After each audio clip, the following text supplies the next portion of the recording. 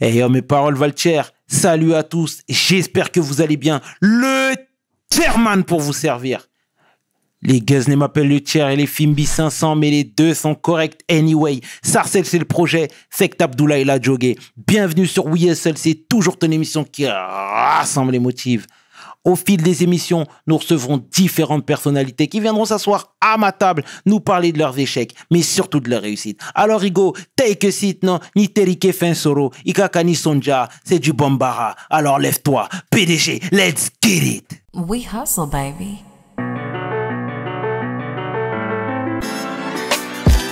The chairman. Hustle, baby. The chairman. Hustle, baby. Le chairman. De retour sur WeSL et aujourd'hui, je suis fier, honoré de recevoir mon homeboy, mon compatriote, entrepreneur, rappeur, modèle, philanthrope et bien plus encore. On a tout le temps aujourd'hui. L'homme que l'on nomme Esprit Noir. Si. S, comment ça va, bro? On est là et toi? Tranquillement? On est là. Honoré de te recevoir. Tu le sais très bien, frère. Tu sais très bien. On devait se rencarder, mais bon. Les choses ont fait que ça a pris plus de temps. Yes, en tout cas, merci pour ta réactivité. Normal. Ça fait plaisir. Normal. Dis-moi, Esprit, est-ce que tu peux te... Déjà, comment je dois t'appeler? Esprit Noir, Black Spirit. C'est bon, Black Spirit, tu l'as dit. Ouais, tous ces blazes-là. Hein. D'accord. Normal. Bon, on est good alors, on est good. Est-ce que tu peux te présenter, s'il te plaît, pour celles et ceux qui ne te connaissent pas? Esprit Noir, rappeur du 20e arrondissement, Fougères plus exactement. Je rappe depuis maintenant 10 piges, on va dire, officiellement. Et voilà, on est là, on fait les bails. D'accord. Ouais, deux albums à mon actif, 3 mixtapes, plein de featuring. Plein de collaborations avec les marques, plein de choses. D'accord. Bon, on va retracer le parcours et même ta life de manière générale. Je sais que, bon, voilà, Fougères, comme tu l'as bien dit, mais tu as grandi aussi dans le 18e. Ouais, dans le 18, j'ai grandi au métro Simplon. D'accord. Ouais, au métro Simplon, entre Porte de Clignancourt et Marcadet Poissonnier. Bien sûr. Voilà. J'ai grandi jusqu'à mes 12 ans. Et à mes 12 ans, j'ai déménagé dans le 20e. D'accord. Mais quand j'ai déménagé dans le 20e, j'étais toujours dans le 18. J'étais scolarisé dans le 18 toujours. Tu vois. Tu faisais une petite trotte. Ouais, PC2, PC3. Tu connais. Ouais, PC2, PC3, 40 minutes. 40 minutes. Ouais, je connais l'horaire pile poil parce que je calculais mon temps. Tu connais, on se lève, on se débarbouille. Paf, pas trop en avance. Tu vois. D'accord. Bon, bah, c'est all good. C'est un grand changement entre le 18 et le 20? Ouais. En termes de mentalité, en termes de... Mentalité, non. Non. C'est la même chose. Mais en termes, pour un garçon de 12 ans que j'étais, ouais, c'était un grand changement. À quel niveau? Parce que changement géographique, pas le même quartier. Je trouvais que... Tu vois, moi, c'était grave urbain, le 18. C'était urbain dans le sens où l'urbanisme, avec un grand U, c'est-à-dire une grosse démographie, beaucoup de monde. Tu connais, Marcadet, Château-Rouge, tout ça, Clignancourt, beaucoup de monde. Et dans le 20, c'est un peu plus aéré, un peu plus d'espace vert, etc. Mais toujours mais du coup, la cité, tu vois. Bien sûr. Alors que dans le 18, j'étais plus en mode bâtiment. Tu vois, c'est plus quartier, c'est des bâtiments, Absolument. etc. Il y a pas énormément de cités, tu vois. Il y avait une cité à Clignancourt, il y avait une cité vers Porte des Poissonniers, machin, mais beaucoup de gens qui habitent dans les bâtiments, dans les bâtiments normaux, tu vois, entre guillemets. Et là, j'arrive dans des blocs, tu vois. Donc, c'est en ça que c'était un changement pour moi. Ouais. D'accord. Mais tu t'es bien adapté, hein. Tu sais, normal. quand tu te forges dans le béton, après, ça n'a plus de secret. Normal. Donc, c'est all good. Voilà. Et toi, en tant qu'étudiant, tu ressemblais à quoi? Bah, écoute, j'étais consciencieux, hein. Ouais. En vrai, consciencieux dans le sens où je savais qu'il fallait pas que je me fasse péter par ma daronne, tu vois. Il fallait que le bulletin il soit bon. Et par contre, j'étais un grand mec du bavardage. Bavardage, dissipé, bavardage, dissipé. Ça, c'est des mots qui sont rentrés. C'était à toutes les lignes de tous les profs. Donc, quand ça, ouais, voilà, tu vois, en fait, je captais vite ce qui se passait dans les cours. Donc, après, voilà, je discutais de la pluie, du beau temps, rapidement, tu vois. Mais pas non plus un fouteur de merde de ouf. J'étais plus dans le bavardage et tout ça. D'accord. Et ouais, je suis parti loin. Bac plus 3. Ah, c'est bien. Ouais, C'est donc, bien, long. c'est bien. Je sais que tu as fait aussi du football américain. Ouais, Hein? Ouais. Les gens ne le savent pas. 2 fois de champion de France. ouais, des fois. D'accord. Ouais, avec les flashs de la Courneuve. La Courneuve. Mhm. Oh, bien. Est-ce que tu peux nous raconter cette expérience, s'il te plaît? Écoute, ça part de mes potes du lycée, en fait. Mes potes du lycée qui jouent au foot américain. Je les ai vus avec les équipements. Je leur ai dit, c'est quoi le délire? Parce que vous avez trop de flow. Vous avez trop de flow, c'est quoi le délire? Ouais. Après, ils m'ont dit, ouais, on joue au foot américain. Viens, si tu veux. Un jour, tu testes. Donc, je suis parti, hop. Et puis, voilà, en 6 mois, on va dire, j'étais opérationnel à jouer, vraiment. Et expérience de ouf. Au début, j'ai eu peur, je te mens pas. Ça veut dire que sport de contact, t'arrives au tout début, t'as pas d'équipement. Ils sont pas encore arrivés, tu vois. C'est pas encore le moment des équipements, des entraînements avec le contact, tu vois. Donc au début, ça se passe bien. Mais quand on commence avec les équipements, là, il y a un autre délire qui se passe parce que l'entraîneur, il fait en sorte... Et l'entraîneur s'appelle Samir Hamoudi, tu vois. Aujourd'hui, il commente... D'accord. Ouais, Bien c'est sûr, qui c'est. carrément, bien sûr. Il commente le basket, le Ok. foot. Voilà, c'était lui mon coach. tu vois. D'accord, bien. Et genre, lui, c'est un grand joueur de foot américain, tu vois. Un des grands joueurs français. Donc lui, il avait la notion de dire, on va éliminer toutes les tapettes de l'équipe. Tous ceux qui ont peur. Donc sa technique, c'est un truc qui s'appelle Oklahoma. C'est, t'as une équipe, t'as des mecs comme ça à la queue leu. En face, à peu près 50, 60 mètres, t'as d'autres mecs à la queue leu. Et c'est 1-1. Tu vois. Donc, t'as une équipe, l'équipe offensive, ils ont le ballon et ils foncent. Toi, tu prends le ballon, tu fonces face au mec défensif qui, lui, doit t'arrêter, mais c'est du tout droit. Il n'y a pas d'esquive et tout. C'est tout droit. Et du coup, je commence avec ce truc-là et j'entends les chocs. Je suis là, j'attends dans la queue. J'entends bah, des mecs qui tombent, ça crie. Ouais, c'est ça ma gueule. Ouais, tout ça. Et je me dis, c'est une dinguerie. Je suis tombé chez les fous. Tout ça. Moi, je viens du foot. Ouais. Football. Tu vois, dès qu'il y a trop de contact, ça siffle. Mhm. Tu vois. Et vas-y, c'est mon temps de passer. Et moi, tu connais, j'avais essayé de passer avec un mec, tu vois. Je sais que je peux tranquille. Et au final, lui, il m'a mis le plus balèze. Donc, ça commence comme ça, mon entrée au foot américain. Et vas-y, après, je kiffe. Et après, champion de France 2 fois, ouais. Et qu'est-ce que ça t'a apporté, toi, humainement, déjà? Des potes, beaucoup de potes. Tu vois, le groupe qu'on avait, par exemple, de receveurs, tu vois, parce que tu t'entraînes beaucoup par groupe. Tu vois ce que je veux dire? C'est comme au foot un peu, tu vois, les attaquants avec les attaquants, etc. Et tout. Et le groupe de receveurs qu'on avait, on s'est liés d'amitié de ouf. Jusqu'à aujourd'hui, on est potes, tu vois. Mes potes, ils ont ouvert une salle de sport qui s'appelle le Labo. Je m'entraîne là-bas. Bien. Ils m'ont dit, ouais, viens t'entraîner. Reste pas comme ça. Tu fais des trucs physiques, tu vois, avec la scène et tout. Et t'as arrêté le sport. Vas-y, viens, on va t'entraîner et tout, tu vois. Donc, ouais, des amis, hein, vraiment des amis. Et après aussi, une espèce d'ouverture et d'apprentissage que chaque membre d'une équipe est important, tu vois, dans ton business, au-delà du sport.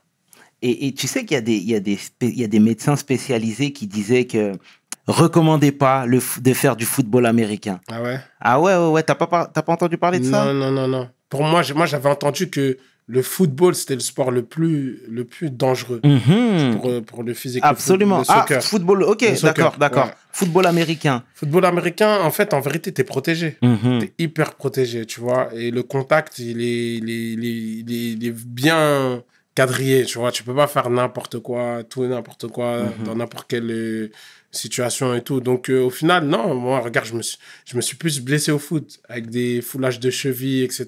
et tout, qu'au foot américain. D'accord. C'est les commotions, plus. Foot américain, c'est plus les commotions cérébrales qui peuvent, tu vois, à force des chocs de la tête et tout, qui peuvent être dangereuses. Mais sinon, à part ça, ça va. Hein. D'accord. Ouais. Bon, bah, et pourquoi t'as arrêté, du coup? Ça y est, Ça y est? L'époque est passée. Ah, bon, bah, Il faut partir sur des victoires. C'est bien, bon, c'est bien, c'est cool. Si. C'est cool. Donc, moi, je voudrais qu'on fasse là, du coup, un focus sur Esprit le rappeur. Fin des années... Ouais, début des années 2010. Ouais. Voilà. Esprit commence à rapper. T'es dans ton grind. T'es dans ton hustle. On est en train de te voir partout. Moi, je me souviens, à l'époque, on disait tout le temps style fraîche et esprit noir. D'accord? Raconte-moi cette période, déjà. Écoute, je suis dans mon quartier, je vois, il y a une fête de quartier, Fresh, il rappe à la fête de quartier. Moi, je rappais déjà. Mais j'avais l'habitude avec mes gars de dire, vas-y, qui rappe?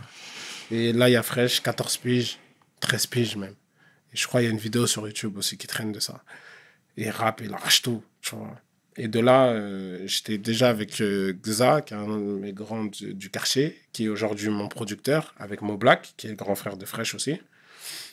Et du coup, paf, paf, de fil en aiguille, on commence à enregistrer des sons. Fresh, il signe Archito, un an plus tard, je crois. Il signe chez Sony. Et de là, on se prend un peu plus au sérieux, tu vois. On se prend un peu plus au sérieux dans le sens où on travaille un peu plus nos sons. Et voilà, on bosse. Après, on a des opportunités. Les gens, ils viennent nous voir. Et, ils veulent rapper avec nous. On veut rapper avec eux. Et voilà, ça commence après. Voilà. Bien. Et je te disais même, on te voyait partout, voilà, t'étais dans le petit cercle parisien et tout. Mais je t'ai même vu rapper avec des gens du 9-5, de Sanois. Ouais, de Sanois. Tu t'en souviens plus, hein? Ouais, si. Tu t'en souviens? Si. C'était le Wolf Zoo. Le Wolf Zoo, tu vois. D'accord. Ouais, je sais même plus c'est quoi la ville exacte du Wolf Zoo, mais c'était vers là-bas. Voilà, Quand exact. Tu prends l'autoroute, là, tu sors la première sortie à droite. Ouais, mais bien sûr. J'ai vu que tu étais dans ton grind. Et en fait, ce qui m'a, moi, directement interpellé chez toi, c'est la différenciation. Ça veut dire, il y avait déjà de l'assurance. Moi, je me souviens quand tu commençais à rapper, il y avait le siwak à la bouche, le cure-dent, etc. On savait que dès le début, tu t'es dit, moi, je vais pas faire comme vous tous. Ah, c'est ça, raconte-moi tout ça. Là, je suis comme ça. C'était moi, je n'ai pas joué de personnage. Tu vois, je me rappelle de gens qui me disaient, il faut que quand tu arrives dans le rap, tu aies un personnage. Et moi, je disais non. Moi, c'est moi, en fait.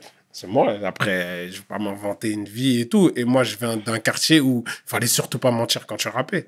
Tu vois. Donc, ouais, je suis comme ça. J'aime les choses et j'attends pas les autres pour aimer les choses, en fait. C'est juste ça. Donc, si après, maintenant, ça marque une différence, bah, j'ai envie de te dire tant mieux.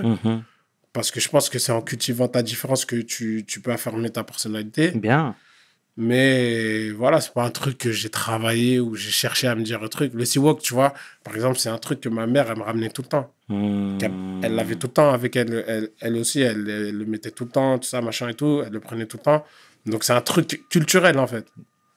Donc, voilà, j'ai clippé parce que je l'avais sur moi. Je l'ai mis, je l'avais, voilà. Tu vois ce que je veux dire? D'accord, bien sûr, bien sûr. Et voilà, à l'époque, vous aviez l'étiquette les petits de la section. L'Institut, ouais. L'Institut, etc. C'était une étiquette qui était dure à porter? Non, pas du tout. C'était gratifiant, c'était lourd. Bien. C'était lourd. C'était un truc où nous, ça nous poussait à être performants et suivre les pas des gravants, tu vois. D'accord. Et donc, ouais, c'était gratifiant. Et je te disais, voilà, les petits de la section. Et ce qui m'a encore interpellé chez toi et chez vous de manière générale, c'est vraiment la solidarité. J'ai l'impression que vous vous êtes dit, s'il y en a un qui pète, toi, t'es le suivant. En fait, c'est même pas une histoire de péter. Parce que moi, dans mon optique, le truc, c'était pas de péter, tu vois. Mon optique, c'était de performer et rapper avec les gens que je kiffais, tu vois ce que je veux dire. Les gens que j'écoutais et tout, et être chaud pour pouvoir faire un bon son avec eux, etc. Mais mon optique première n'a jamais été de péter. Et maintenant, quand par exemple, tu peux parler d'un Franglish, tu vois, lui, je vois qu'il est tout le temps à côté de moi. Et à l'époque, c'était mon backer, tu vois. Donc, je le vois, je sens qu'il a un queutru. Donc, moi, mon but, c'est de dire, mec, t'as un queutru, vas-y. Ouais. Les codes, c'est ça. Vas-y, fonce, fais ton truc à toi, tu vois. Trouve-toi dans ce délire-là. C'est plus quand tu vois quelqu'un qui a du talent, bah, plus lui signifier, tu vois, insuffler à son oreille que c'est bon, tu as du talent, tu peux faire les choses. Donc, ouais, c'est pas vraiment un plan, tu vois ce que je veux dire? C'est pas un plan, c'est juste, là, à l'instant T, tu calcules pas, tu dis juste, voilà, viens, on fait les choses. D'accord. Et c'est toujours pour rester dans la thématique de la solidarité, c'est que, pareil, on s'était vu au Wanderlust à l'époque, et je crois que c'est toi qui avais fait une petite scène, ou Sneezy, je me souviens plus très bien. Enfin, bref, vous étiez tous là. De Bang, toi, Sneezy, Dadju, vous êtes tous donné de la force. Et moi, c'était quelque chose qui m'avait directement interpellé. Je me suis dit, ils me font plaisir, les Renois. J'ai l'impression que il y avait un cahier des charges qui était déjà défini, savoir s'il y en a un qui prend le prochain, c'est lui. Après, ça va être lui. On va lui donner de la force. Non? Et toi, t'es en train de me dire peut-être pas forcément. Si, D'accord. non, mais enfin, ça, pour moi, c'est la suite logique du truc, tu vois. À partir du moment. C'est comme si je te disais, tu vois, ton gars, il est chaud, mais maintenant, t'es là, tu dis, non, il faut surtout pas qu'il croque mon truc et tout. Non. Nous, on est. Tu vois, on se connaît avant la lumière, tu vois ce que je veux dire? Bien. Donc, c'est normal, en fait. Quand t'es une bande de potos, Bien. Mais tous ne pensent pas comme toi. Ouais, je sais. Tu sais. Mais c'est dommage. Mhm. C'est dommage. Et je te dirais, j'irais même plus loin dans ta réflexion. C'est à la base, les gens pensent comme ça. Tu vois. Et après, quand la lumière arrive, il y en a certains, ils sont en mode rat. Tu vois ce que je veux dire? C'est vrai. Ils sont en mode, voilà, tac, changement d'optique. Ouais, mais attends, mais si moi, je le fais manger, il va manger dans mon assiette. Non. Mec, chacun a sa place, chacun a son créneau et chacun a son destin. Exactement. Et c'est Dieu qui est au-dessus. Donc, en vrai, tu peux faire ce que tu veux. Le mec, s'il doit passer devant, ce qui n'est pas grave en soi, il va te passer devant, mais ça ne va pas t'empêcher de manger. Tu Bien. vois. Chacun peut manger normal, tu vois. Bien. Donc, et même la force des gars, la force que tu peux apporter à tes gars et tout, c'est trop bien, c'est ça. En fait. Il faut le souligner. Et comment tu vois ça, toi? Parce que, mettons les deux pieds dans le plat, hein, entre Debeng et Jarod, tu sais, on n'est pas là pour ça, We Hustle, mais il y a eu du grabuge, tu vois, quand vous étiez entre guillemets, dans l'underground, je mets même pas les guillemets, hein, quand vous étiez dans l'underground, vous étiez ensemble, et dès que ça a pris du grabuge, Franglish était ton homeboy, je sais que maintenant chacun a pris sa voix. Tu vois ce que je veux dire? On met les deux pieds dans le plat. T'es chaud. Et c'est quoi le truc? Non, en vérité, il n'y a rien. Tu vois, c'est l'extérieur qui voit qu'il y a quelque chose, mais en vérité, il n'y a rien. Tu vois ce que je veux dire? Si aujourd'hui, l'aspect médiatique, tu n'es pas obligé d'être devant pour montrer quoi que ce soit. C'est vrai. Parce que ce n'est pas des relations qui sont faites devant les caméras. Tu comprends ce que je veux dire? Donc, les choses qui se passent, c'est des choses qui, aux yeux du public, peuvent prendre des proportions où il y a ci, où il y a ça, etc. Mais en vérité, il y a des choses qui se passent en interne et ça reste en interne et ça se règle en interne aussi, tu vois. Mais quand ça se règle, tu n'es pas obligé forcément de montrer ça médiatiquement. Oui, j'entends ce que tu dis, mon homeboy. Mais étant donné que on vous a tous vus ensemble et quand c'était l'underground, le hustle, etc., on voyait tous ensemble. Mais là, avec un peu de lumière, on voit chacun après son chemin. Ça laisse un petit goût. Non, c'est pas forcément la lumière. D'accord. C'est pas forcément la lumière. Là, pour le coup, ouais. Pour ce dont tu parles, c'est pas forcément la lumière. Tu vois ce que je veux dire?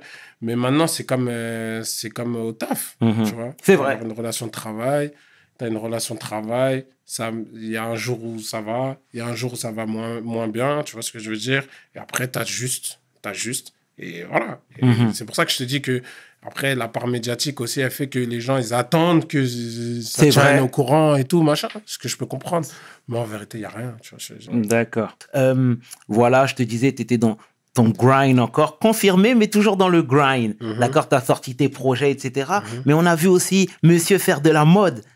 Hein? Moi, je vais sur les Champs-Élysées, je vois la tête de monsieur avec les teintures partout sur les affiches, etc. Raconte-moi déjà la connexion, comment elle s'est passée. Connexion, j'ai une chef de projet qui s'appelle Agathe, avec qui je m'entends hyper bien et avec qui on a sorti tous mes premiers projets jusqu'à aujourd'hui, tu vois. Et du coup, elle a été connectée avec une personne qui travaillait pour une grosse marque, qui était intéressée de me voir. Et voilà, on s'est capté, on a discuté, ils m'ont expliqué un peu le projet, ce qu'ils voulaient faire, l'idée qu'ils avaient, qui est en soi une idée un peu nouvelle. Parce qu'au final, dans le rap français, il n'y avait pas vraiment ce type de collaboration. C'est vrai. Moi, j'avais des contrats à l'année. Ok. Voilà. Donc, j'avais un contrat à l'année d'endorsement. Et comme les Quinry ou comme les footballeurs, tu vois ce que je veux dire? Tout à fait. Donc, c'était un peu ça pour un artiste. Voilà. Et moi, ça m'a fait kiffer. J'ai kiffé parce que comme je t'ai dit, je viens du sport. Donc, j'ai cette culture-là du sponsoring. Bien sûr. Vois, et d'appartenir à une marque, entre guillemets, et que la marque t'appartienne. Enfin, c'est un échange, tu vois ce que je veux dire? Et après, dans le rap aussi, il y avait des trucs comme Pharrell, comme Pusha T. Absolument. Tu vois, c'est des modèles. Comme Nipsey. Nipsey, tu vois. Mais Nipsey, c'était même après. C'était Ouais, après tu que parles moi. d'avant. Ok, d'accord. C'était même ouais. après que moi, j'ai eu mon truc. Ouais, Tu vois ce que je veux c'est dire, vrai, c'est vrai. Donc voilà, j'avais ce modèle-là. Et donc, ça m'a plu direct. Et voilà, et après, on a fait une grosse campagne pour une DPR. Et ouais, après, tu vois, ta tête associée au truc et tu kiffes. Moi, je kiffais parce qu'à la base, j'ai une âme de footballeur. Donc, du coup, je vivais mes petits rêves que j'avais quand j'étais jeune et que je voulais être footballeur. Là, j'ai vécu dans la musique. Je disais, ah ouais, c'est chaud. Mais j'ai l'impression que tu t'éclatais plus dans ce milieu-là que dans le rap. Non. Ou je me trompe. Non. C'est vrai? Non. Je te voyais dans les défilés, tu Ouais. sais. T'étais partout, t'étais dans ton élément, comme on dit, Ouais, tu je vois. kiffe. Tu Parce vois. que je kiffe la mode, je kiffe la sape. Tu vois, je fais mes propres vêtements. Donc, je kiffe. Vraiment, je kiffe. Et puis, voilà, ça me demande pas réflexion comme le rap. Le rap, tu connais, c'est beaucoup plus... je le vois beaucoup plus comme un truc où il faut que je travaille, tu vois. Il faut que je travaille mon rap. Il faut que je travaille mes rimes, il faut que je travaille mes sons, Bien sûr. etc. pour ramener ma science, même si c'est un défouloir en vérité. Mais le côté mode et tout, c'est juste moi, j'arrive, c'est tout. Tu vois. Donc, c'est beaucoup plus flex. Tu vois ce que je veux dire? Bien sûr. Donc, c'est pour ça que, ouais, je l'ai fait avec grand plaisir. Je le fais avec grand plaisir. Tu vois. Tu peux citer les marques, là, pour celles et ceux qui savent pas? Ouais, il y a eu Adidas, il y a eu Cartier, il y a eu Dior, il y a eu Kenzo, il y a eu Balmain, il y a eu Moncler. Ouais, voilà, il y a eu pas mal de trucs. Et tu pourrais travailler pour Gucci? Burberry. Pourquoi pas? Faut Ouais. voir si le projet il est cool. Ouais, pourquoi pas? Ouais. Tu vois. Non, mais je te dis ça par rapport aux polémiques qu'il y a eu, etc., tu vois. J'ai même pas suivi. D'accord. Franchement, je te mens pas, j'ai Ouais. même pas suivi. D'accord. Dis-moi. Moi, je t'invite à suivre, hein, de toute façon. Ouais. C'est un long débat, mais je t'invite à aller C'est pour regarder, ça que tu vois. t'as vu, ma réponse a été ça dépend le projet. Ouais. C'est-à-dire quand un projet vient sur la table, hop, je me pose, je regarde. Je regarde que fait la marque, quel message elle envoie, comment ça peut se passer. Et à partir de là, tu vois, je me place ou non. Tu vois. D'accord. D'accord, c'est important. bien. Esprit, tu disais aussi à quel point ta mère était importante pour toi dans tout ce que tu as fait, aussi dans ta vie, tout simplement. Ouais. Bah, ma mère, c'est la base, hein, mon gars. C'est la base. Elle m'a élevé toute seule, avec mon refrain. Elle m'a éduqué, elle m'a donné des principes. Elle a été derrière moi pour mes études. Et je peux pas renier que mes études, ça m'a permis aussi d'avoir une autre ouverture, tu vois, rencontrer d'autres gens, faire marcher aussi mon cerveau, tu vois ce que je veux dire? Bien sûr. C'est pas une question d'intelligence, c'est juste une question de mécanisme, tu vois. Ça te permet de vraiment avoir des mécaniques qui rentrent dans ta tête, bien tu sûr, vois, bien sûr. et qui te servent après, plus tard dans la vie, même si tu peux t'en sortir sans études et c'est pas témoin d'une intelligence quelconque. Et voilà, et du coup, quand 2015, ouais, novembre 2015, elle disparaît, bah, ça a été dur. Ça a été dur, mais j'ai même pas eu le temps de réaliser. Tu vois, j'ai même pas eu le temps parce que après, il fallait enchaîner, j'étais tout seul. Ouais. Vous savez, j'étais tout seul sur Terre. J'avais plus d'affiliation avec quelqu'un au-dessus, tu sais, sur qui tu peux toujours compter, etc. Parce que ma mère, c'est une personne sur qui je pouvais toujours compter. Avec qui j'ai beaucoup discuté de plein de choses et tout. Et là, j'étais tout seul. Et il fallait que je gère ma famille, en fait. Tu vois, il fallait que je gère déjà même son décès en soi. Il fallait que je gère son rapatriement au Sénégal, appeler ses sœurs, qui au final sont mes tantes et sont mes aînés. Et tu connais en Afrique comment c'est. Bien sûr. Les aînés, ils ont une place spéciale. Toi, tu peux pas arriver, tu es là, tu es jeune, et c'est toi qui gères. Donc ça, en soi, c'est un problème déjà, tu vois. C'est un problème parce que tout le monde a voulu rentrer dans l'enterrement de ma daronne, tu vois, en mode, ouais, mais attends, là, chez nous, les coutumes, c'est on vient chez toi, on se pose, on réfléchit, on voit comment on fait et tout. Mais en fait, les frères, j'ai 5 jours, moi. Tu vois, l'État te donne 5 jours pour faire quelque chose. Soit l'enterrer, soit déplacer le corps, tu vois. C'était un stress de malade, le cher. Un stress de malade, tu vois. Parce que moi, il fallait que je garde mon calme. Et en même temps, j'ai perdu la personne la plus importante de ma vie. Et il y a des gens qui me racontent leur vie, en fait. Tu vois, des cousins éloignés de ma daronne. Bien sûr. Des gens que tu n'as jamais vus dans ta vie, mais qui te passe des coups de fil. Tout le monde a ton numéro, tu vois, parce que nous, c'est une communauté, tu vois, CRR, les CRR et tout, ma daronne est CRR. C'est une communauté, nana. Je commence à recevoir, à être dans un groupe de la communauté, je comprends pas, tu vois. Des gens que je connais même pas, tu vois. Et les mecs, ils veulent se poser chez moi. Tu vois ce que je veux dire? Mais vous allez vous poser, vous allez faire quoi? Vous allez boire, manger, mais c'est quoi le truc? C'est moi qui ai les papiers de ma daronne, donc c'est moi qui dois faire les choses. Donc vas-y, laissez-moi, en fait, tu vois. Et là, les gens ils essaient de rentrer dans ton cerveau, quoi, ils t'appellent. Il y a un mec, il est venu, il m'a menacé sur le répondeur. Écoute, moi bien, moi je suis le cousin germain de truc de nanana, c'est nous, on doit gérer le truc, J'ai dit à tout le monde, mais je l'aurais pas dit, mais dans ma tête, c'était aller au fond. Je te dire ou pas? Tu vois? Mais je suis resté courtois, tu vois? Je suis resté courtois parce que je savais que pour elle, il fallait que arrondir les angles.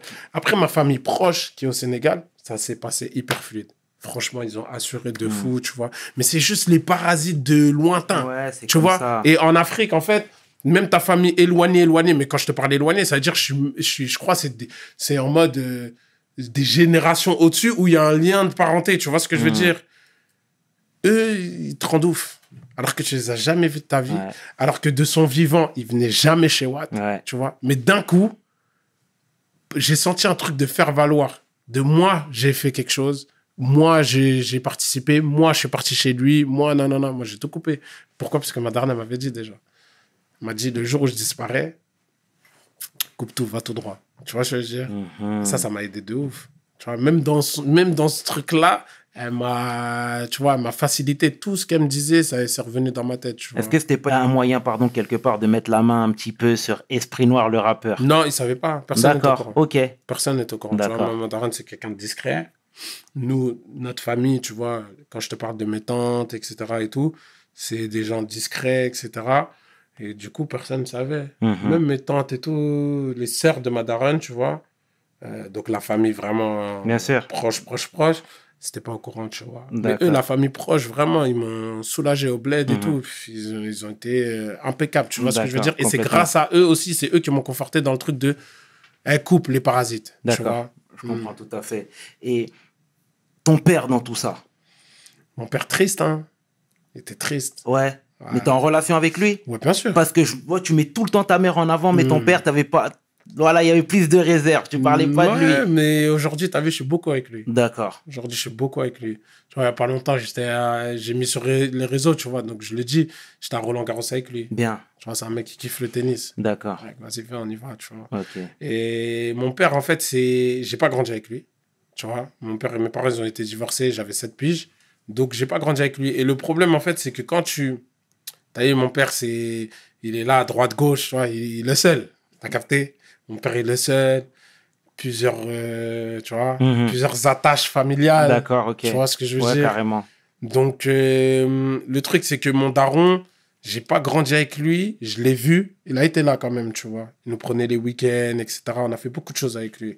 Mais c'est pas quelqu'un qui est dans ton quotidien, tu vois.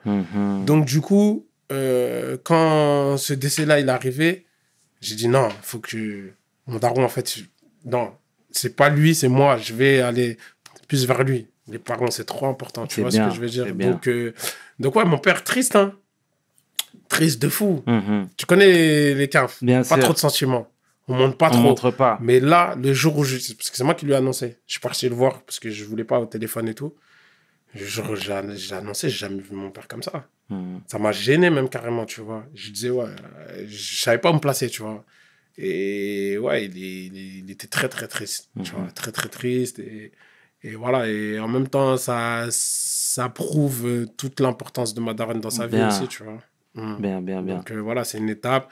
Maintenant, après, tu ressors plus fort. Après, c'est comme ça. Hein. La vie, c'est comme ça. C'est un cycle, tu vois. C'est juste qu'elle est partie un peu trop tôt à mon goût, tu vois. Ouais.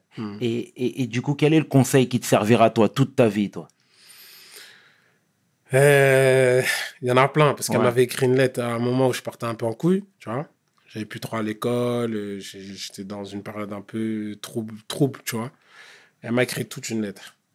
Parce qu'elle n'arrivait plus à communiquer avec... En fait, elle me parlait, mais elle se disait, lui, il n'écoute pas. Donc, elle m'a écrit une lettre. Il y a plein de conseils dedans, mais l'un des conseils les mieux qu'elle ait pu me donner, qu'est-ce que je veux dire? Fais attention. Fais attention. Mhm. Attention, n'ouvre pas ta porte à n'importe qui. Mhm. Ça, c'est le meilleur conseil qu'elle m'a donné. Et aujourd'hui, moi-même, je vais me, entre guillemets, réapproprier le cas, parce que moi-même, j'ai perdu mon père, je t'ai dit. Voilà, paix à son âme. Et justement, c'est un peu comme toi, hein, j'ai assisté jusqu'au bout et tout. Et c'est comme si c'était une deuxième vie, C'est ça. tu vois? C'est ça. En fait, c'est... Tu sais, quand elle est partie, tout s'est débloqué. Quand elle est partie, tout s'est débloqué. Quand elle est partie, je suis devenu esprit noir à part entière. Dans le sens où la musique, ça a commencé à marcher, comme par hasard, quand elle est partie. Ouais, Tu vois. ouais. C'est comme... Je sais pas, pour moi, c'est comme un...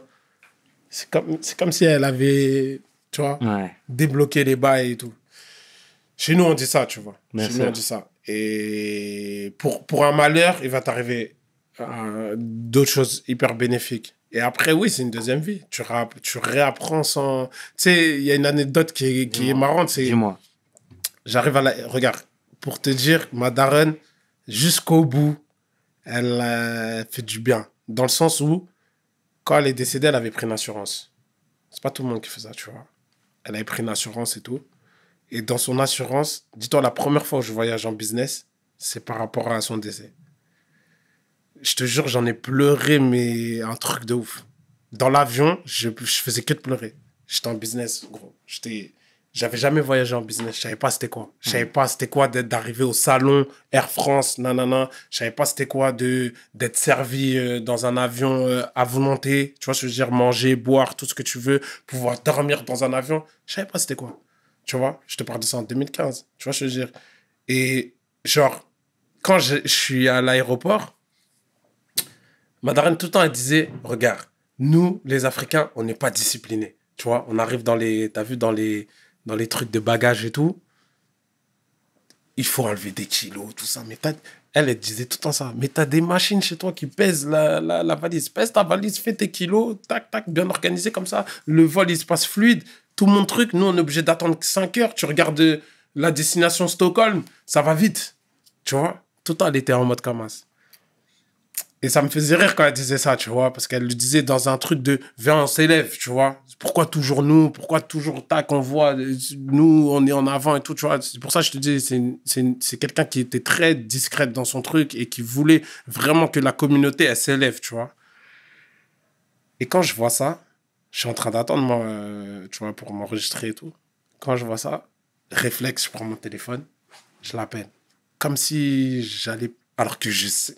Tu vois, c'est un décès. Je sais que je suis en train de partir emmener son corps, tu vois.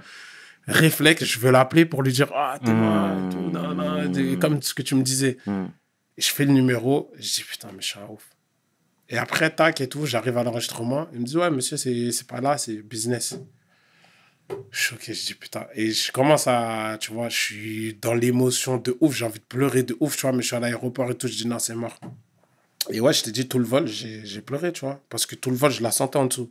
Je savais qu'elle était en dessous. Regarde, je dis, Thomas, tu voyages dans la soute. Moi, tu m'as mis là. C'était une dinguerie. Une dinguerie. Et pour ça, je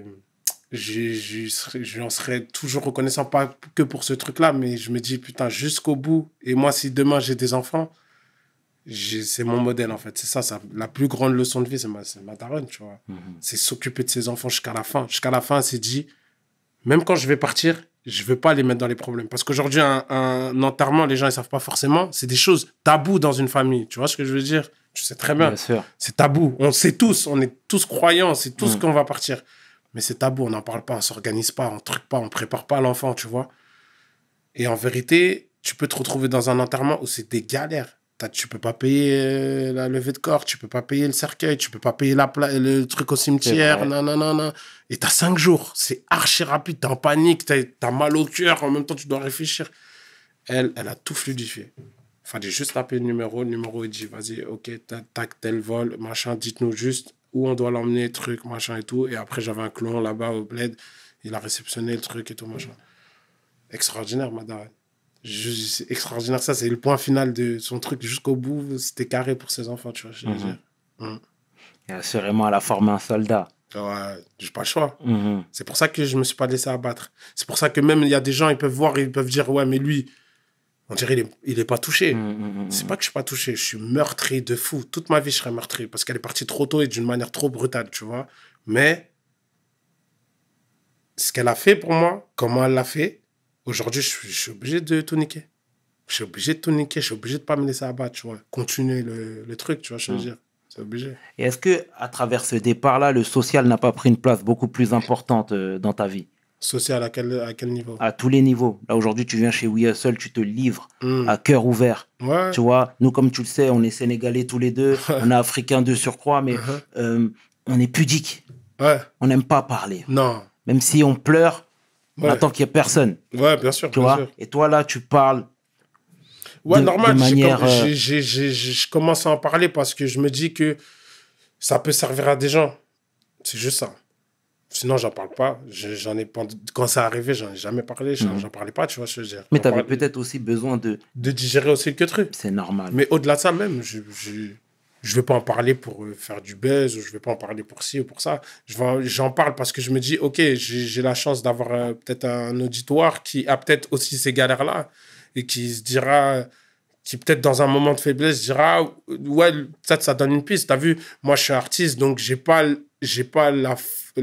comment dire, la puissance de pouvoir parler à chacun des gens qui m'écoutent, tu vois ce que je veux dire, sauf à travers mes sons. Mais c'est des gens qui me donnent beaucoup, qui font ce que je suis. Donc, si à travers des interviews, c'est ce que j'ai compris, c'est à travers des interviews, des petites bribes de ma vie, tu vois, ce ne sera pas toute ma vie, mais des petites bribes de ma vie que j'ai déjà déclarées dans des sons, si je peux raconter l'expérience et que ça peut donner des parallèles à des gens, bah, je le fais. C'est pour ça que je parle. Mais sinon, non, il y a trop de trucs sur lesquels je ne parle pas. Tu vois. Ouais. Non, mais tu fais du bien, frère. Et à travers ton histoire, il y a beaucoup de gens qui vont se reconnaître. Ça, c'est Ouais, certain. c'est important. Même, tu vois, si demain, il y a des darons, tu vois, moi, si demain, en tant que daron et tout, la première des choses que je ferais, c'est prendre une assurance décès. On ne sait jamais ce qui peut arriver. Tu sors de chez toi, paf, une voiture être renverse, on ne sait jamais. Et au moins, tu soulages ton entourage. Tu vois ce que je veux dire? Tu soulages parce qu'il y a la peine. Mais quand on est dans une société capitaliste, t'as capté? Bien Quand sûr. l'argent, il vient dans la peine, mais tu peux péter les plombs.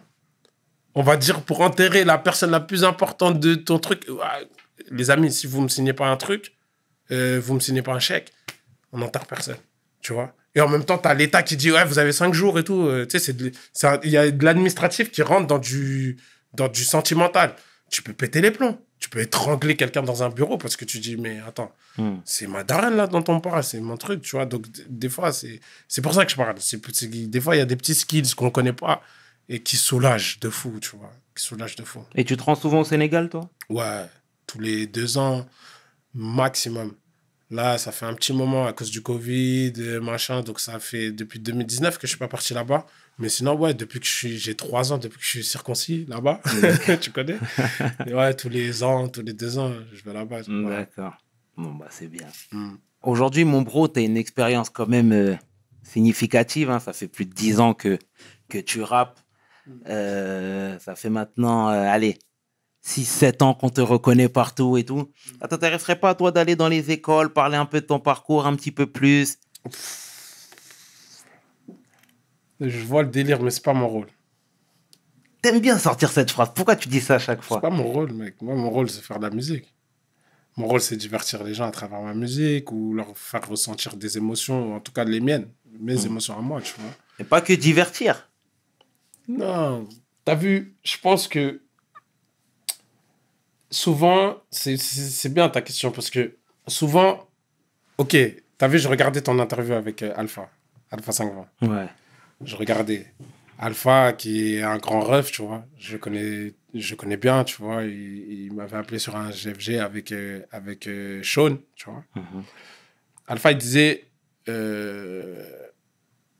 rap, les lettres rapper, ce que ça voulait dire, tu vois. Rhythm and politics, ok. Maintenant, je pense que nous, on va soulever des problèmes politiques, c'est vrai, tu vois, comme il le disait. On va soulever des problèmes politiques, on doit soulever des problèmes politiques, c'est vrai.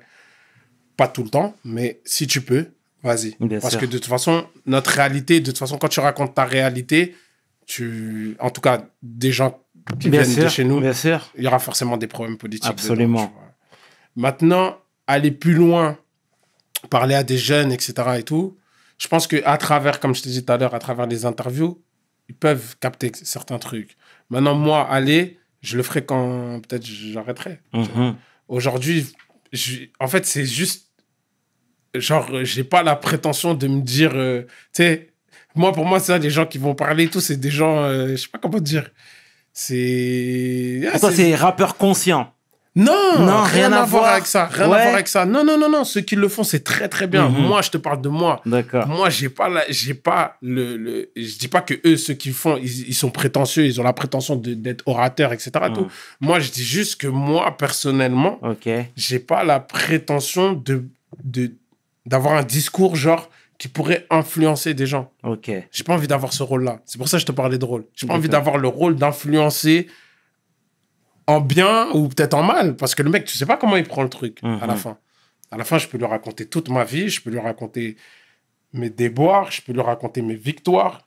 Mais lui, je sais pas comment il va l'interpréter. J'ai pas le temps. Parce que je viens, je parle devant 100 personnes. Je parle pas avec toi. Toute une journée, on est posé, ou même sur 5 ans. Ça se trouve, ce que je vais développer, il te faut 5 ans à côté de moi pour comprendre exactement la teneur de mon propos. Tu vois ce que je veux dire? Parce que peut-être sur une phrase, je vais dire un truc. Genre, il a dit, par exemple, moi je vais dire, ouais, j'ai été absent à l'école, tu vois. Mais j'ai quand même eu mes diplômes. Peut-être que le mec, quand il va entendre ça dans un espèce de truc universitaire, il va dire, ah ouais, mais en fait, moi déjà, dans mon cas, je suis toujours absent. Donc en fait, en vérité, je peux être absent et avoir mes diplômes. Alors que ça se trouve, ça va l'emmener à l'échec. Tu comprends? Donc je t'ai dit, quand tu vas pour parler à des gens, faut faire attention. Donc moi, j'ai pas la prétention d'avoir ce power-là. Moi, tu vois, il y a si tu veux, on a toujours un petit peu les yeux rivés vers les States. Hein. Toi-même, tu sais. Et voilà, on voit des rappeurs comme Young Jeezy, des Nipsey Hussle, des T.I. même, etc., qui sont crus dans leurs textes. Hein, toi-même, tu sais. Mais qui, de l'autre côté... Bon, même s'il y a beaucoup de cinéma aussi, tu les connais, mais quand c'est Thanksgiving, les gars, ils sont dans la rue. Quand c'est des événements, ils vont parler à la jeunesse, etc., en leur disant, écoute, là, on fait notre rap, etc. Il y a beaucoup d'entertainment. Mais de l'autre côté, la réalité, c'est ça. Il faut que tu fasses comme ci, comme ça, parce que même si c'est pas nous, on a nos Renois là qui ont pris des années fermes. Tu vois ce que je veux dire? Et moi, je pense qu'aujourd'hui, ici, en France, et le rap français aujourd'hui occupe une place vraiment importante dans le cœur des gens. Tu vois, c'est la musique la plus écoutée. Moi, je pense que les gens, ils doivent se mouiller aujourd'hui. Tu sais, moi, je ne cesse de le répéter, tu vois. Je parle, moi. Tu vois? Mais c'est pas ciblé. Mais j'ai pas besoin de caméra, j'ai pas besoin d'événementiel pour parler. Tu comprends ce que je veux dire? Moi, mes choses, je les fais dans l'ombre. Je les fais dans le truc. Mais tu sais, on est dans une société où on a besoin de voir. Non, c'est faux. Ah si, me frère. Quand tu dis on est dans une société, j'aime bien tes discussions. Parce que moi, tu me fais un ping, je vais te faire un pong. Avec grand plaisir. Quand tu me dis on est dans une société qui truc, la société t'as eu, le système t'as eu. Le système fait que maintenant, tout doit être filmé. Mais c'est pas ça la vie. Non, mais... Tu comprends ce que je veux dire? Je comprends totalement ce que tu veux dire. En fait, ce que je veux t'expliquer, c'est que demain, tu me dis, viens, assieds-toi avec des politiques sur un débat politique, ok? Un débat politique, mais qui n'a rien d'aseptisé, tu vois ce que je veux dire quand il t'emmène dans des trucs où vas-y frère, tu sais très bien que tu vas jamais t'en sortir. Tu sais très bien que les gens ils vont même pas avoir le temps de comprendre, tu n'as même pas le temps d'expliquer ton idée. Ils vont donner 20 minutes de parole, c'est pas nos métiers. Moi en 20 minutes, je peux pas synthétiser toutes mes idées que j'ai dans la tête. Même si j'ai déjà fait ça, tu vois, à travers l'école et tout machin. J'ai déjà fait ça, mais là on parle de choses sociales, tu vois, politico-social, machin et tout, socio-économique, c'est des sujets, oh ma gueule, pour que je t'explique vraiment le fond de ma pensée, il faut qu'on se pose au moins 3-4 heures. Mais tu vas arriver, il y en a plein. Tu arrives dans des émissions, on te dit 10 minutes, tu parles, l'autre, il a déjà il te coupe la parole mais déjà. C'est vrai, c'est pas fait pour. Donc, il y a plus l'entertainment. L'entertainment est beaucoup plus mis en avant, le fait d'avoir le rappeur et on va essayer de le mettre dans une marmelade et tout, que, ouais, c'est un jeune, en fait. C'est un jeune entrepreneur, musicien, artiste, etc. Ou ça peut être un mec qui a je sais pas moi, un club de foot, un machin et tout, ou agent de joueur, etc. Et vas-y, on va l'écouter. On va écouter ce qu'elle a proposé sur de la longueur. Tu vois ce que je veux dire? Moi, j'entends totalement ce que tu dis et c'est très juste. Et d'ailleurs, on dit on se rejoint sur beaucoup de points. Mais moi, quand je te parle on est dans une société où on a besoin de montrer, c'est que moi, quand je vois Mac Taylor qui, depuis pas mal d'années, fait la rentrée pour tous, c'est bien que ce soit filmé, mon Renoir. Ouais, bien sûr. Tu comprends? Mais c'est bien que ce soit filmé pas par nous. C'est bien que ça soit filmé. Non, mais après, la finalité... Quand Mac Taylor, il est filmé, quand il est filmé, même si... En fait, ce que je te dis, je blâme pas ceux qui filment. Bien sûr que si tu peux le filmer, tu le filmes. Il n'y a pas de problème. Ça, ton choix t'appartient. Moi, je te parle de... Normalement, ça doit être... Quand c'est pas filmé par nous, ça veut dire que quand j'ai vu Mac Taylor filmé par les caméras, je sais plus si c'était M6, TF1 et tout, là, c'est lourd. Parce que c'est eux, entre guillemets, qui viennent faire la démarche de mettre la lumière sur une action. Mais Mac Taylor, à la base, quand il fait ces trucs, il les fait depuis longtemps. Ouais, c'est vrai. Dans l'ombre. C'est vrai. Dans l'ombre. Mais je vais te rejoindre sur la religion. T'as vu, quand tu fais une action, elle peut s'annuler quand tu... C'est vrai, mais en fait... Quand tu vois ce que je veux dire, quand tu la mets, tu t'en vantes. Non, mais si... Ouais, mais si tu t'en vantes, mais si... et d'ailleurs, moi, j'ai même pas parlé du contexte religieux, mais si...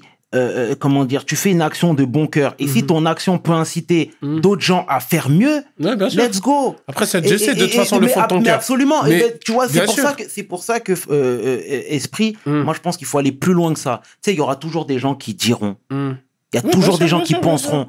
Mac Taylor, moi je suis pas dans son cœur, toi non plus. Et je sais et je suis persuadé qu'il l'a fait. Il a fait pour de bonnes raisons. Et d'ailleurs, moi-même, je te dis la vérité en toute transparence. Moi aussi. Et en toute transparence, il m'a moi-même incité à faire peut-être plus. Et t'as influencé. Tu comprends? Mais absolument. En ça, je te rejoins. C'est vrai que ça peut influencer les gens à faire des choses. Après, comme je t'ai dit, c'est tout à chacun. Moi, quand je te parle de système, c'est que je me dis, moi, je suis hors système. J'essaye, en tout cas, au maximum d'être hors système. Tu parlais au début de différenciation et tout ça. Moi, si j'ai un truc à faire, t'as vu, par exemple, une jam, on sait qu'elle fait. Mais on ne voit pas. On ne sait pas où, comment. Non. Juste, elle a dit, je fais. Peut-être elle l'a fait une fois. Peut-être elle l'a vraiment dit publiquement une fois pour influencer. Et après, le reste, elle le fait dans l'ombre. Parce que ça correspond à sa personnalité. Toi, si demain, tu filmes, je ne vais pas dire, Sherman, putain, il filme toutes ses actions. Il est bizarre, lui. Non. T'as fait ton action, tu l'as filmé, charmé aussi. Tu vois, pour moi, il n'y a pas de bonne formule, tu vois. Ouais. Tant que tu donnes, tu fais ton truc. Moi, personnellement, ça ne me correspond pas. Je t'ai dit, je suis dans une éducation, vivons bien, vivons cachés. Tu vois ce que je veux dire? Pour les bonnes choses, encore plus pour les mauvaises. Tu vois ce que je veux dire? Mais moi, je suis dans un truc où, si j'ai un truc à faire, machin et tout, je le ferai à mon échelle. Et je ne vais pas forcément me filmer en train de le faire. Parce que ça ne me correspond pas.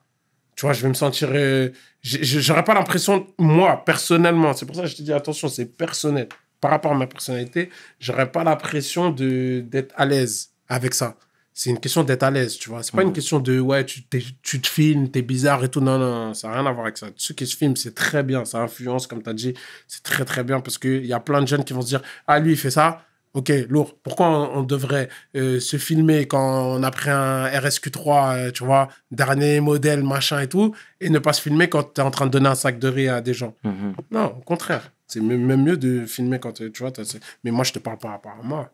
Ma personnalité, elle fait que filmer, je sais pas, aller parler à des jeunes, ouais, je pourrais le faire, je le fais, mais dans un truc événementiel et tout, j'aime pas la position que ça me donne, en fait. Par rapport à mon éducation et ma personnalité, tu vois. Pourquoi tu auras quelques donneurs de leçons? Tu auras l'impression d'être un donneur de leçons? Exactement. Tu sais, genre, et c'est le contexte. C'est pas les faits. C'est pas la manière dont ça va être exprimé, etc. et tout. Mais c'est le contexte, en fait, dans lequel on va me ramener. Oui, aujourd'hui, le rappeur Esprit Noir va venir vous parler pour vous expliquer son expérience et que vous vous rendez compte qu'un jeune de quartier peut s'en sortir. Ah, non, c'est pas pour moi. Tu vois, je préfère être en mode ouais, je viens, je fais un son et après on discute, peut-être. Tu vois, pas événementialiser le truc. Tu vois, c'est juste la manière dont le truc il a amené, en fait. Et tu sais qu'on dit la même chose. On dit la même chose. Moi, je te parle juste de manière.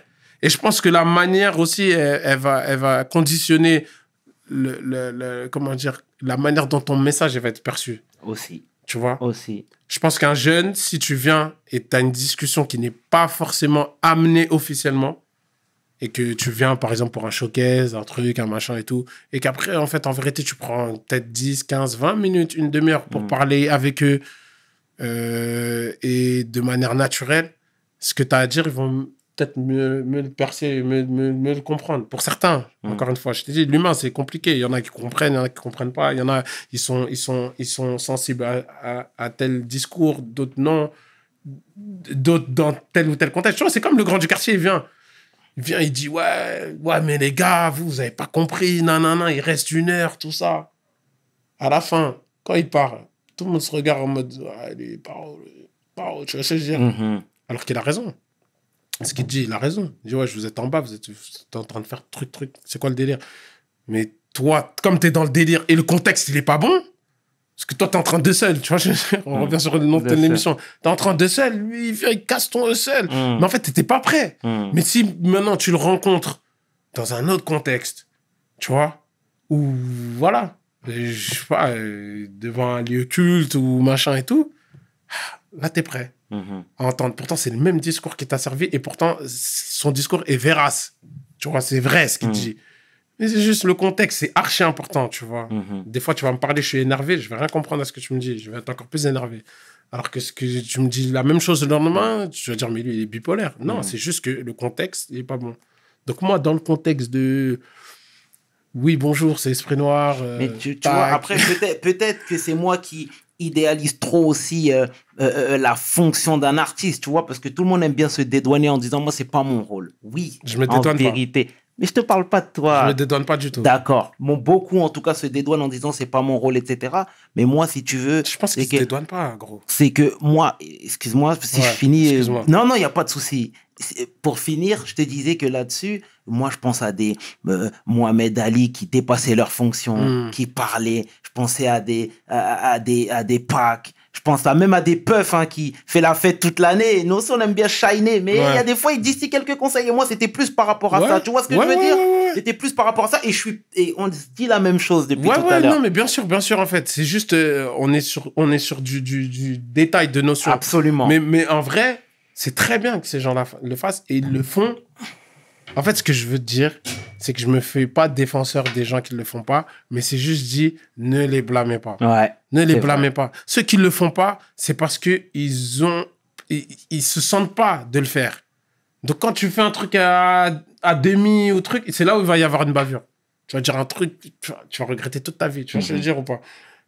Ceux qui se sentent de le faire, faites-le à fond. On a besoin de vous. Tu vois ce que je veux dire?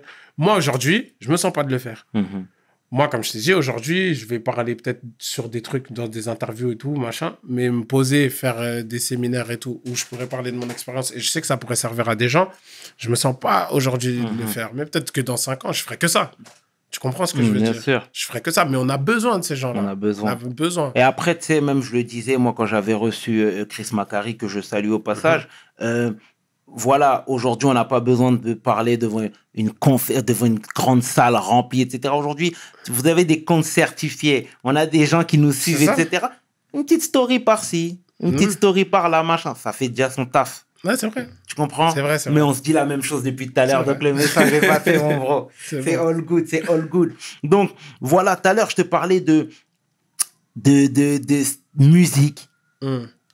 Le morceau avec Taïk, moi j'aime beaucoup, moi. Ah, c'est cool. Ah, franchement, ça fait plaisir. Ça fait plaisir. En plus, quand je te vois là-bas, tu shines avec la sape, avec le beau temps, avec les trucs, etc. C'est terrible. En off, on parlait des streamings. D'accord?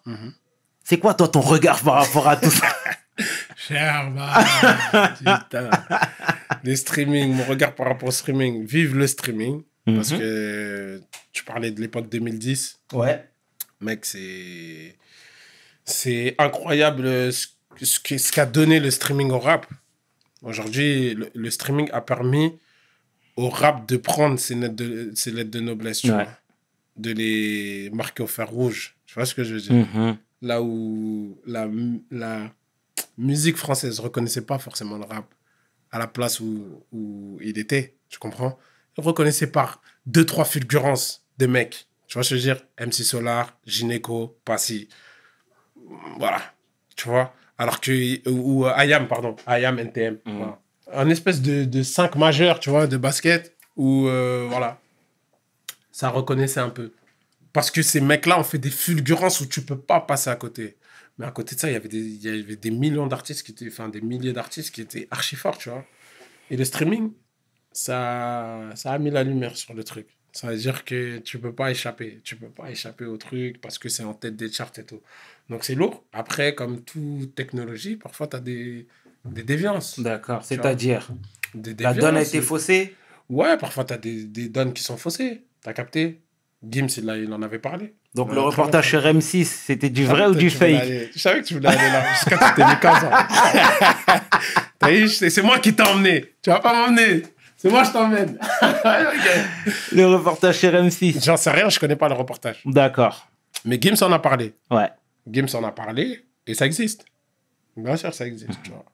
Ça existe. Après, le truc, c'est quoi? C'est que ceux qui hustle, encore une fois, avec ce truc-là, ils hustle avec ce truc-là. C'est eux et leur bail, tu vois ce que je veux dire. Mais le truc, c'est que ceux qui sont clean, tu vois, comme moi, ou d'autres, beaucoup d'autres, parfois, ça peut être relou. Ça peut être relou. Parce que tu joues, tu vois, c'est comme... c'est-à-dire, il y en a, ils sont sous EPO. Regarde Lance Armstrong. Bien sûr, bien sûr. Lance Armstrong. Gros, il a tabassé le Tour de France d'une manière incroyable. Il sort d'un cancer, tout. Il monte, tac, tac. Moi, je regardais à cette époque le Tour de France. Il en fait 7, je crois. Il en gagne 7 de suite ou un truc comme ça, un truc exceptionnel. Mais en fait, le mec, au final, il était dopé. Tu vois? Au final, il était dopé. Donc, ça veut dire que Richard Virenque, qui pendant peut-être 2 ans, ou je prends Richard Virenque, mais ça se trouve, je sais pas, lui, peut-être aussi, il est pas clean, j'en sais rien. Ah, mais il est bon, pas clean, hein? je vais te prendre un ah, il est pas clean. Bah voilà, bah je te prends un, je sais pas, je te prends un blaze n'importe lequel. Ok. On va dire qu'il s'appelle Christopher Wallet. Ok. Christopher Wallet, coureur, tac, il arrive dans les 4, 5 premières places, tu comprends? Du Tour de France quand il y a Lance Armstrong, bah, Virenque, tout ça, machin. Lui, ça veut dire qu'il aurait pu remporter le truc.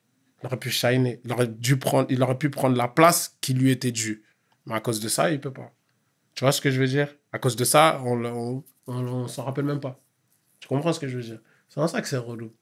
Ça veut dire qu'il y a des gens qui sont méritants, mais qui peut-être ne vont jamais émerger. Carrément. Parce que, dans le sens, ils vont jamais émerger, dans le sens où s'ils font pas tel ou tel score, ils vont pas pouvoir passer dans des playlists, ou s'ils font pas tel ou tel score, ils vont pas pouvoir passer en radio. Donc, peut-être que demain, ils vont s'éteindre, dans le sens, ils vont faire autre chose, tu vois. Parce que ça leur rapporte pas assez d'argent, parce qu'il n'y a pas assez de gens qui les connaissent, machin et tout. C'est juste ça, le truc. Mais après, à part ça, le streaming, c'est incroyable. C'est incroyable. Et je suis un enfant du streaming. Grâce au streaming, aujourd'hui, je vis de la musique, tu vois. Donc, c'est un truc incroyable. C'est lourd. En tout cas, le message est passé, Esprit. Yes. Et aujourd'hui, bro, est-ce que passer par la case maison de disque, elle est toujours aussi importante? Quand je te dis ça, je pense à PNL, je pense à Freeze Corleone, je pense à Jul, Kerry qui est revenu en Indé, et tous disent qu'ils s'éclatent. Mais il y en a pas mal qui passent par la case maison de disque quand même. Aussi. Non, je veux dire, même les gens que tu as cités, D'accord. tu vois, Ouais. ça s'appelle une distrib. Ok. Donc, tu es distribué par une maison de disque. Tu vois. Aujourd'hui, j'ai envie de te dire que, genre, des PNL, Jul, Nekfeu, tu vois, tous ces énormes vendeurs, même. Non, Kim, c'est un peu différent.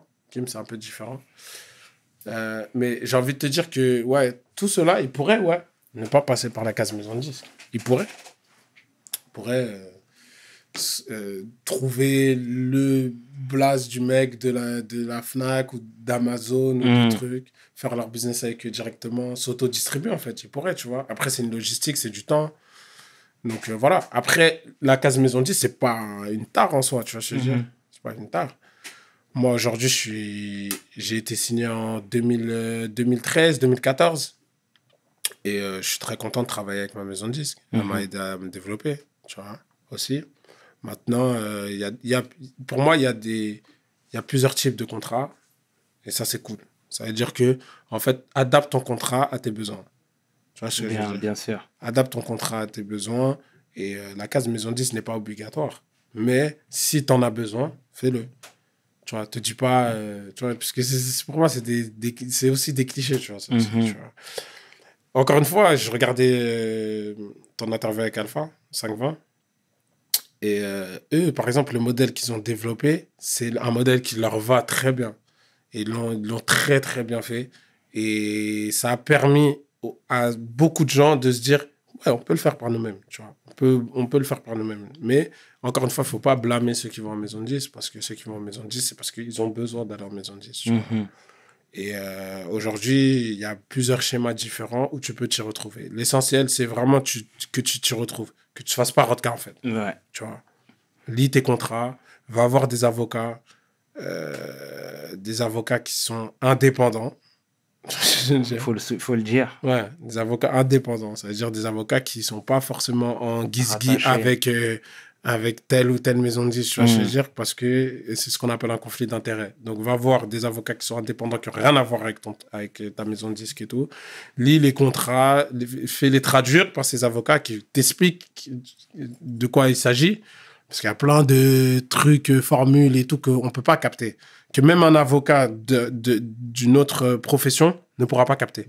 Tu vois, un baveux, tard la justice, tu vois, les affaires criminelles, les trucs et tout, il ne pourra jamais traduire correctement ton contrat de musique. Okay. Tu vois.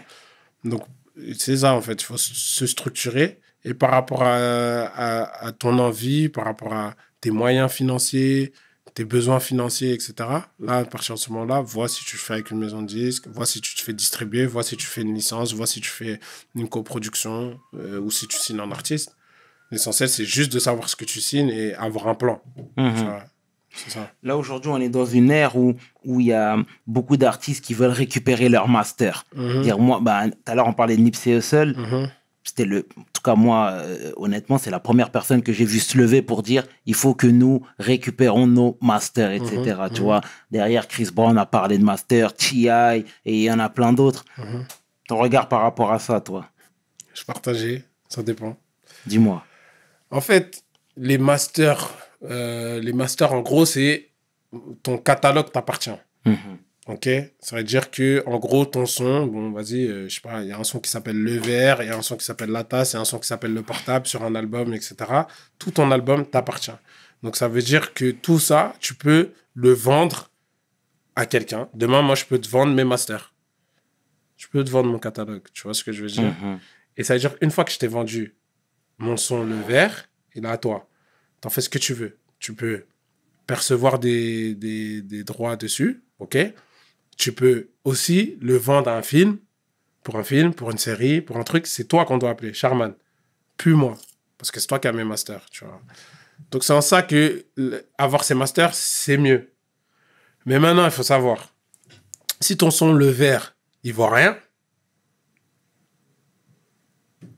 ton master, il ne sert à rien, en fait. T'as un catalogue qui est invendable, tu vois ce que je veux dire. Donc, encore une fois, c'est ni noir ni blanc.